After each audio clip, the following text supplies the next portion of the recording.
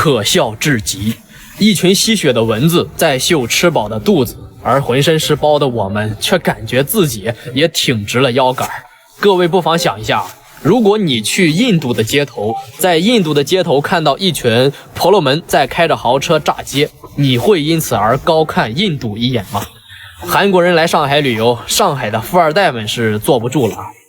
一個個的愛國心爆炸，連夜店都不去了，紛紛早起996去武康路炸街，說是要讓韓國人開開眼，為國爭光。少爺開豪車炸街，這是他們的自由，我也並不是仇富啊。更有意思的是，評論區的廣大人民群眾也是與有共焉，共同高潮了啊！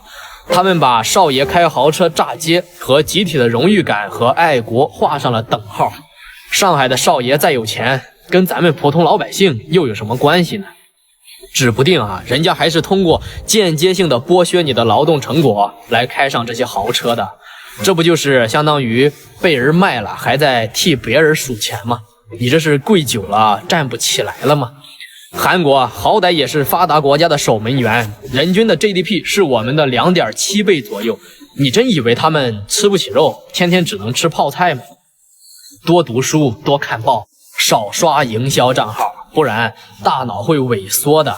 外國人來中國旅遊，我們想爭個面子，爭一口氣，這是一種很樸素的愛國情懷，可以理解。其實很簡單，不要插隊，公共場合不吸煙，不要大聲喧嘩，車廂不插話等等，這就是為國爭光。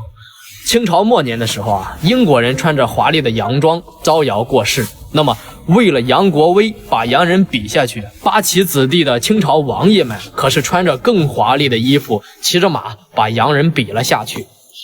街邊的窮苦百姓那是無不拍手叫好，還說着倍兒有面子，終於在洋人面前出了一口氣。你看一看現在是不是同樣的配方，同樣的味道呢？恩格斯曾經講過一段話，他們會竭思全力的向民眾灌輸一個觀點，資本家的財富就是整個民族的財富，即便是倫敦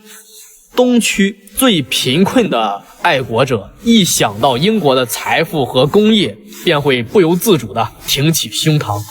豪車並不能代表一個國家的真實水平，那麼什麼時候才能真正的讓外國人看到我們，然後我們揚眉吐氣呢？